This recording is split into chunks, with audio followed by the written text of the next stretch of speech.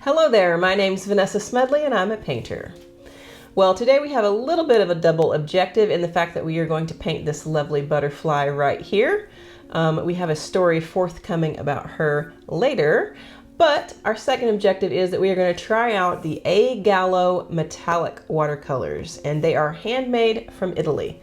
So, it should be interesting. We're going to paint that on top of regular watercolors. So, let's do this. All right, so here is the paint in question. This is the A Gallo handmade in Italy metallic watercolors. They're in this lovely little tin here. You can see that they have a lovely range of colors, nice bright colors. They look lovely in the tin. Here is I swatched them out, and here they are on white, and you can see they're a lovely range of colors, very bright. And even they have a nice dark green, which is kind of hard to find. The only thing that I would say is that they are kind of really subtle, like they don't have a ton of shine. They're just a little bit kind of luminous, but not like, they're definitely not as shiny as a lot of the other metallics I've seen. And they do not have like a silver or a gold, which is a little bit unfortunate, but they are a lovely range of colors on white. But it is true what they say about metallic watercolors and the fact that they are usually formulated either for white or for black, because here they are on black. As you can see, that wide range of colors pretty much disappears, unfortunately, and these two look pretty much the same. These two look pretty much the same. These two do, even though that's really bright and that's really dark. Down here they look pretty much the same, only slightly darker. And then the turquoises and the blues, just forget about it. Those are three of the exact same color. So unfortunately, I usually like to use my metallics on black, and these are not the best range for that. But I thought I would just go ahead and give you a little bit of a rundown on that so that you are aware. Okay, so I did promise to tell you the story of the butterfly. So basically what happened was I was in my backyard with my daughter, and I suddenly noticed this black butterfly kind of flopping around on the ground. So I took a closer look at it and noticed that an entire section of its wing was gone. So they have the upper sections and the bottom sections. The whole bottom section of one wing was gone. So it couldn't fly. So I decided to put it on a cut peony and bring it inside and let it rest on my kitchen island overnight, just to keep it away from predators, I guess. I don't know. And it was alive the next morning, so I decided to give it some sugar water to drink, because they get that from flowers, kind of nectar-like stuff. So it drank some sugar water, but it was still just very still on the peony and just laid there all day long. So I decided that it was probably going to die, so I just thought that maybe it just needed to be back outside in nature for its passing. So I took it back out, put it on a peony, and I will be danged if that sucker didn't get up and fly away. I mean, and it was kind of like, it wasn't flying perfectly. It was kind of like wobbly, but it just flew away and flew away over the fence and was gone. And I just thought it was very interesting. My daughter wanted me to paint it, so I'm painting a similar one that I had a picture of, and I'm going to show you the picture right here of the actual butterfly in question. But I just thought it was an interesting metaphor for sometimes when people have traumatic experiences in their life, like a wing being ripped off, they think maybe their life is over, but really all they need is just a little bit of sugar water or a little bit of TLC from someone that cares. So I don't know, maybe it shouldn't be that deep with it, but there you go. There's the story of the butterfly, the injured butterfly.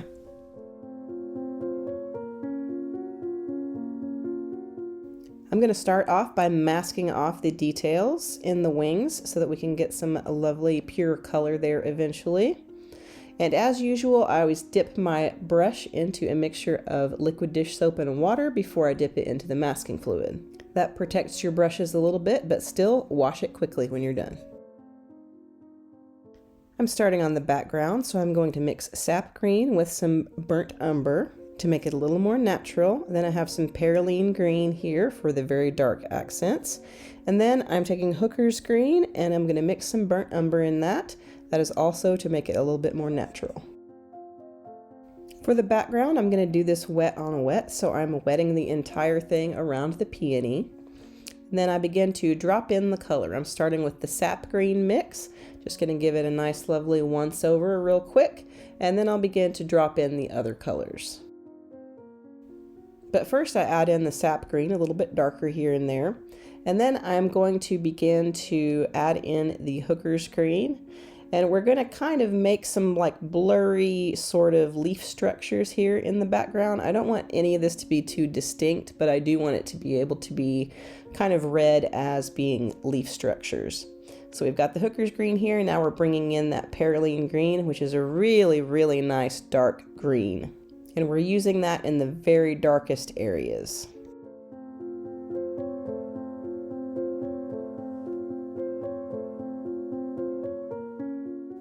Then I use a damp, clean brush to lift out a few leaf edges, and I think we'll just let this dry. For the peony, I'm going to mix up some quinacridone magenta with some opera pink here. For the shadow color, I'm going to mix Carbazole Violet and quinacridone magenta. And there are a few hints of a warmer pink in there, so we're going to use Pyrrol Scarlet for that. Very, very watery. On the flower, I'm going to start out by wetting the entire thing with clean water. And we're going to paint around the butterfly itself. We definitely don't want to cover her up. And next I'm dropping in that quinacridone magenta and opera pink mix into all of the wet areas, kind of, just for now, a little bit of a flat wash. While that's still wet, I'm dropping in thicker concentrations of the same color in areas that are going to have some more shadow, kind of painting around the lighter areas. Then I'm dropping in the Carbazole Violet mixture underneath the butterfly itself for the shadow. And then I am using a damp brush to lift out some of the lighter areas that are going to be the lightest. And then we're going to let that dry completely. This peony kind of has two different shades. It has outer petals that are much darker and inner petals that are much lighter. So on this outer layer, I'm going to go petal by petal and start darkening that. And I'm leaving a light sort of outline around each petal so that you can see the definition between each petal. The inner part of the petal is going to be darker where it meets the lighter areas, and then I'm using clean water to smooth all the way out to the edge of each petal. And I'm using that same technique on all this outer layer of darker petals until I get all the way around it. And in areas that are, have darker shadow, of course, I'm adding some of that purple color to make it even darker.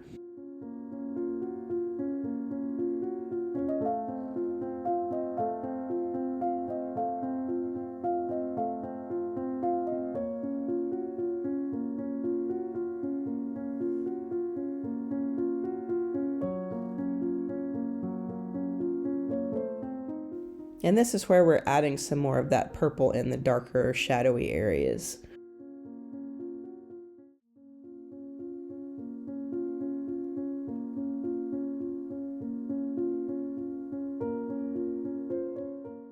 It's time to mix our nice, lovely, deep black. And we are starting with French Ultramarine Blue, as dark as we can get it, and then we're going to add in burnt sienna. And when you add those two together, they make a nice, lovely, rich black. You can make it warmer, you can make it cooler. It's a great black mixture. I'm going to take that mixture and I'm going to start adding it onto this butterfly, being of course very, very careful because this is a very dark color up against that nice soft pink. Just adding it in here. I'm going to start out with kind of a flat wash, but then come back in and lift out some of the color for some of the highlight areas with a nice damp, clean brush.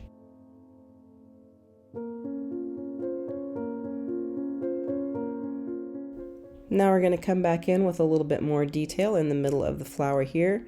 And here is where some of that kind of warmer red color is. So I'm using that very watery Pyrrol Scarlet in some of the warmer areas. That's really just going to give this a little bit of depth and dimension and interest. It kind of draws your eye to the center of the flower as well, which is right where the head of the butterfly is. All right, so now I'm going to add some more depth and dimension to the rest of all these petal pieces here. So I'm using the quinacridone magenta and opera pink mixture, and I'm using it a little bit darker at the base of each petal, and I am spreading that upward with clean water towards the edge of the lighter areas of each petal. And I'm continuing to do that until I get all of this center area finished.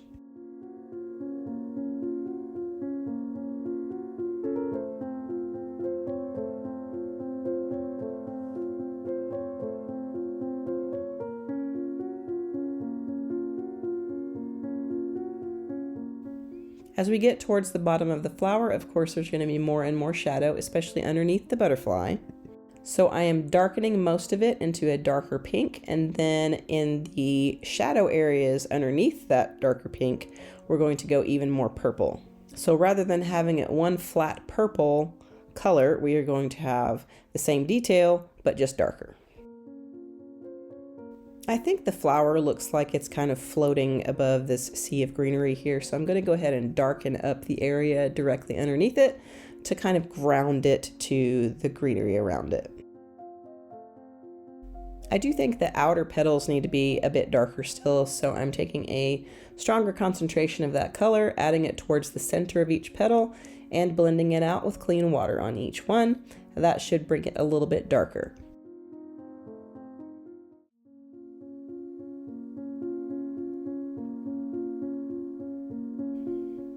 And then, of course, as we get to these lower petals, you get more and more purple again.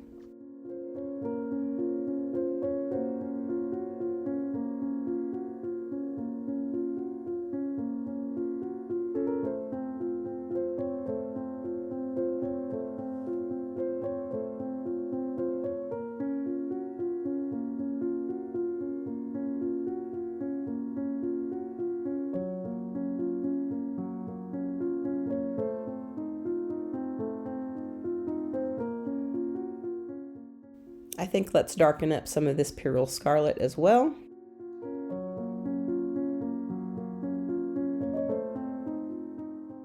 All right, time to add some more detail on the butterfly itself.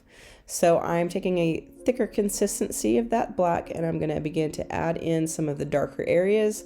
And this is where we're going to show the separations in the wing scales and things like that.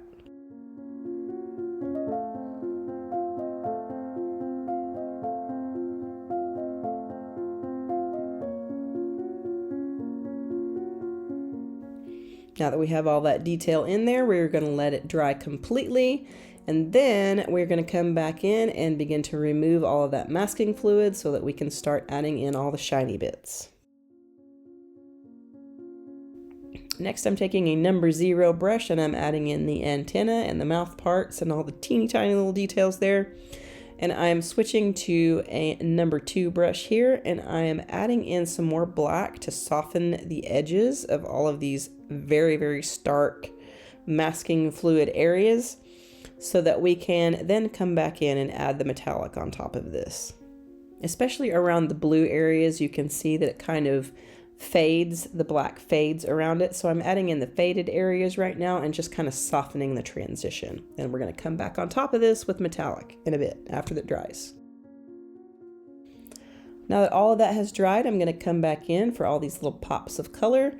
So I've got the iridescent clementine here, and I'm going to add that where there's all these little yellow parts. We also have some spots that are orange, so I'm going to take that same color and then I'm going to add iridescent rust into that to make a nice lovely orange, and we're going to add those little spots in there. For the blue parts, I'm going to start out by adding in the iridescent moonlight, and then I'm going to actually mix a little bit of the dark orchid in there as well and go back over the top of that because it looks like it needs to be a little bit purplish. For all of the highlights that look like white, I'm going to add my lightest color, which is champagne here. And we're going to use that for the little divisions for the scales and just the little highlights, everything that kind of looks white. And then to blend that blue in with the black a little bit better, we are going to use the silver smoke color.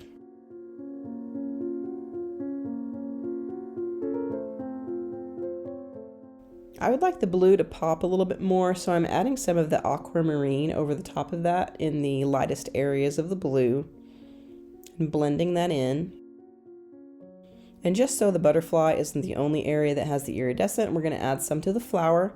So I am using the hibiscus, which is the pink color, and I'm using some of the dark orchid, and we're blending that out with clean water to the edges, just like we did with the regular watercolor. Just as a side note, if you're wondering why the markings of the butterfly look different from the reference image and there's way less yellow, it's because I decided to make the markings look a lot more like the actual butterfly that was injured, which was a female of the species. The image was from a male of the species, so I just decided to make it look more like the actual injured butterfly in this case, for purely sentimental reasons, of course.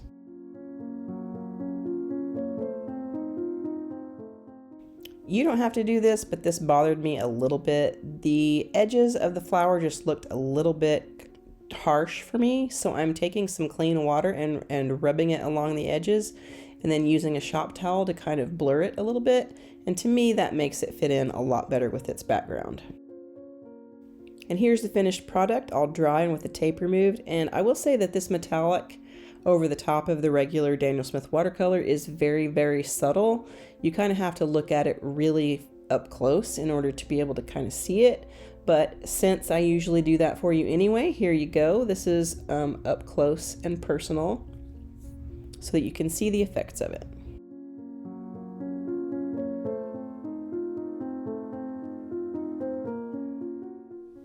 And there you have it, a nice inspiring story and testing out some new metallic watercolors.